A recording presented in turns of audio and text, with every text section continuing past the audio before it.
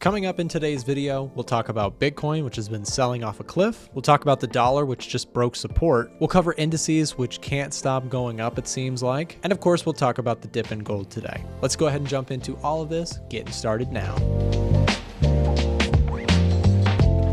Welcome back to the channel, guys. Hope you're doing well. I am back in the office and glad to be here, taking a look at some charts, taking a look at some things that I am personally watching. In this video, I'll be going over my current trades, things that I'm watching for on the FX, commodities, indices, etc. side. And as we get started here, if you could do me just a big favor, hit that thumbs up button and subscribe if you're new.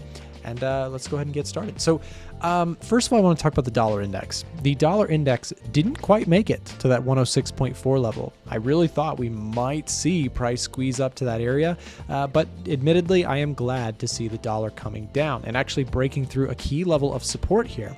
I'll talk about this in reference to some of my current positions. I'll pull it up here so you can see them. So I'm currently long XLK, GLD, which is gold, SLV, which is silver, and TLT, which is long duration US government treasury bonds. And all trades for me currently are in the green. I've talked about recently my stop out on Bitcoin, however, and my stop out on XLE. So I've had two small losses relatively recently, but these are current winners in my account that I'm trying to let run for as much as possible. So we'll be taking a look at those, and let's actually start with maybe the biggest winner from the recent sell-off in the dollar, which is gold. Gold is pushing higher here recently. This is my current GLD position, but if we take a look at the spot price of gold, which is what most people watching the video are familiar with, what we can see here on the daily chart is price seemingly really making a nice decisive breakout of this level of resistance on Friday.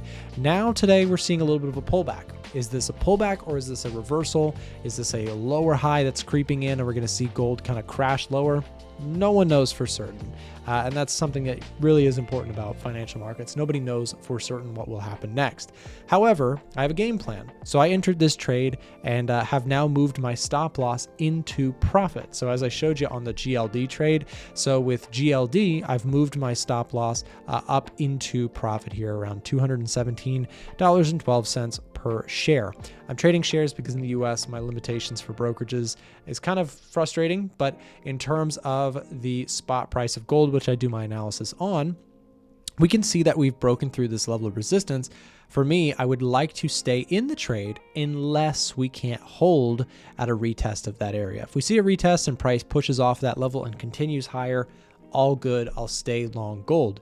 But if we come down to this area and actually break through the Friday strength, and we show weakness at that same level, that will be a trigger for me to go ahead and take profits on this position. Now I'm at a point with this trade where I can't lose money on it.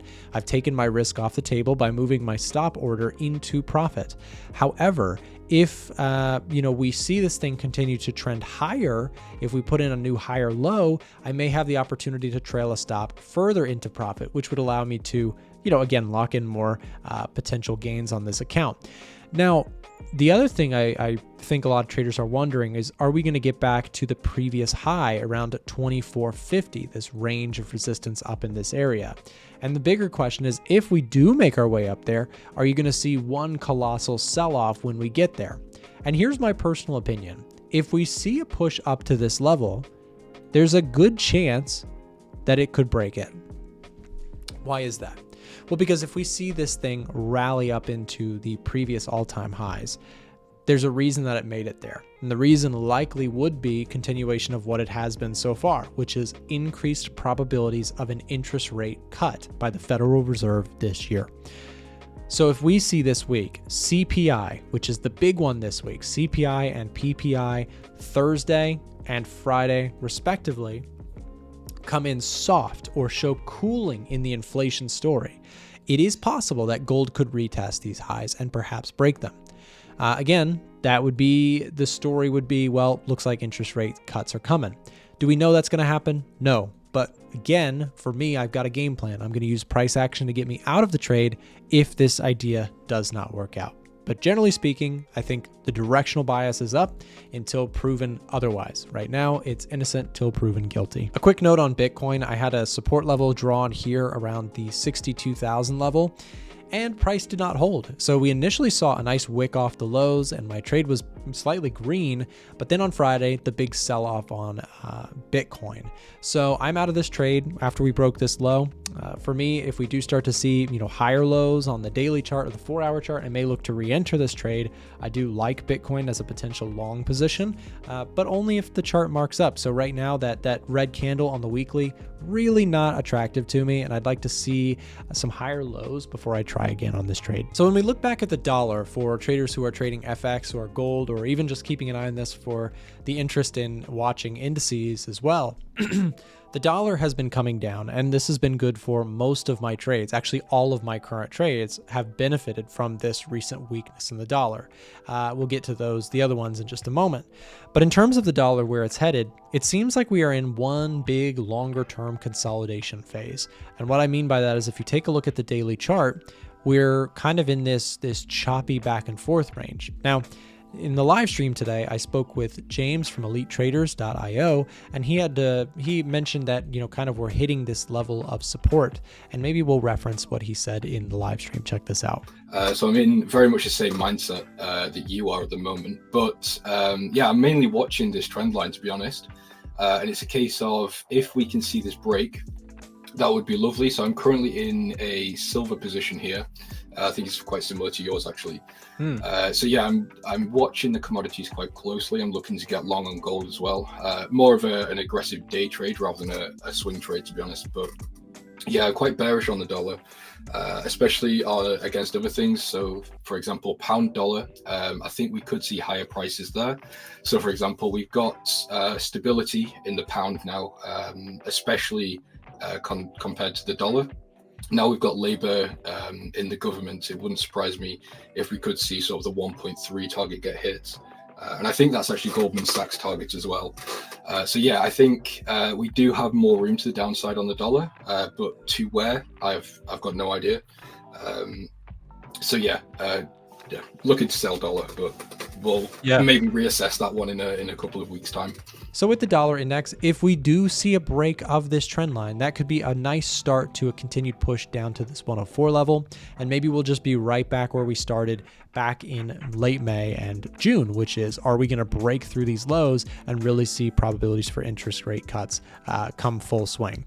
I personally think there's a good chance of that happening, and that is why I am positioned the way I am, right? So I'm long XLK. This is the biggest winner in my account right now, which is being long the technology sector. I bought this in the dip of April. I was a little bit early to the trade. I sold covered calls once, and then on the second one, I took a loss on them and realized I would like to stay in the trade. For those of you who are familiar with covered calls, you are selling calls, which gives you some premium in exchange for capping your upside. I closed those out for a loss, but it ended up being the right decision because it kept me in this next leg higher for XLK. So I am long XLK. This is the technology sector, companies like NVIDIA, Microsoft, AMD, Salesforce, lots of software and tech companies.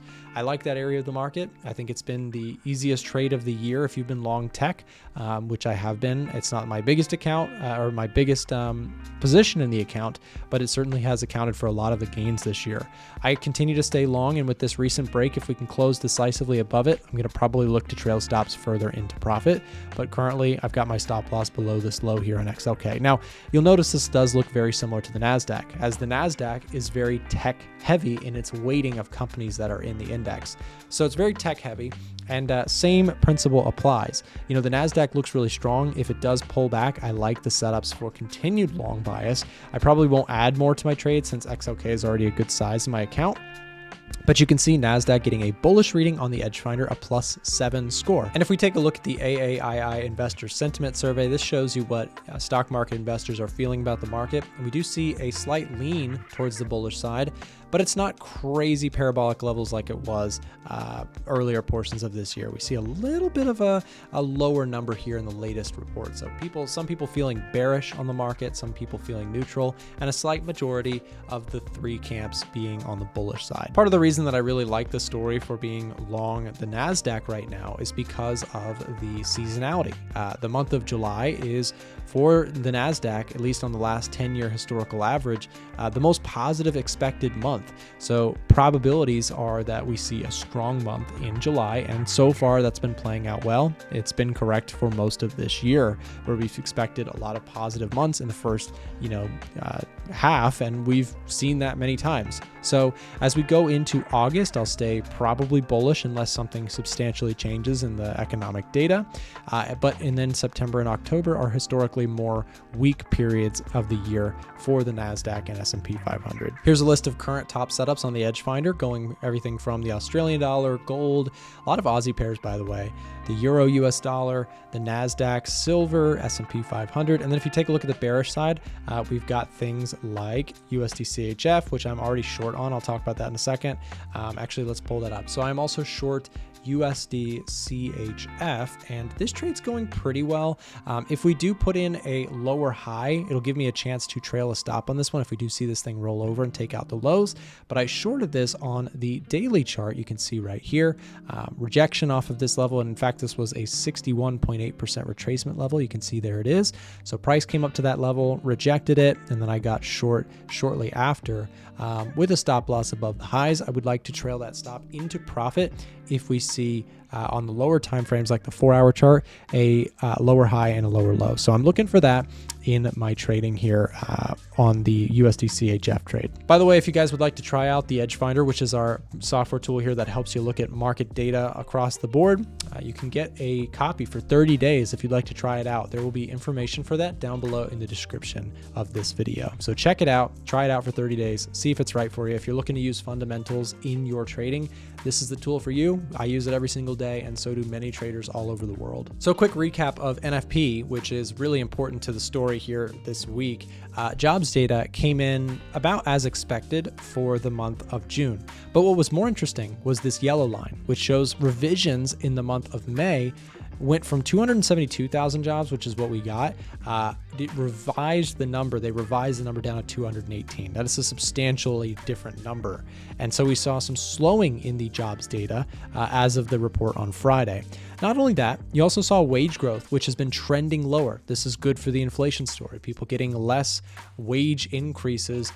As much as that's not fun for the average person who's working, it is good for the overall inflation story for all people in the US. Is inflation will come down if people are not getting as many wage increases. Like if people are getting more raises, they go out and they spend more money, they buy more goods, and that's what drives prices to go higher. So something to think about there. Unemployment rate also did trickle higher here again. Let me go down to just 1 year of data. What we can see here is the unemployment rate ticked up to 4.1%, showing a continued increase in unemployment rate. Now, also on top of that, unemployment claims, people filing for unemployment this past week, did kind of continue to trend higher. That's the highest reading in some time. So something to point out there for sure. And again, here's a look at all of my current positions. I'm long SLV, GLD, XLK, and TLT. If you are looking for a new brokerage, by the way, down below in the description, whether you're looking to trade FX or ETFs or commodities, indices, whatever you're looking to trade, there are several brokers that are down below in the description of this video. Now, if you choose to use those links, you'll be supporting my channel. Those are affiliate links, and I appreciate that. But what's in it for you? Well, there's some great free sign-up perks available with each one of these brokerages. So I definitely encourage you, if you have not already, take a second to go check out those links, see if one of those brokers looks good for you. And again, most likely there will be some great perks to signing up using that specific link. So thank you for supporting my channel, and I greatly appreciate it. If you're someone who watches my channel and you're from outside of the US, I want to tell you quickly about our top broker partner here on the channel, Eightcap. Eightcap is regulated by ASIC and SCB, and through TradingView, you can actually trade directly with your Eightcap account. They also offer very competitive spreads and commissions. They have a wonderful support system and team, and you can trade anything from Forex pairs, commodities, indices, and even some select stocks. Check out Eightcap using the link down below in the description, and there are some special sign-up perks if you use that link down below again in the description. Thanks for watching.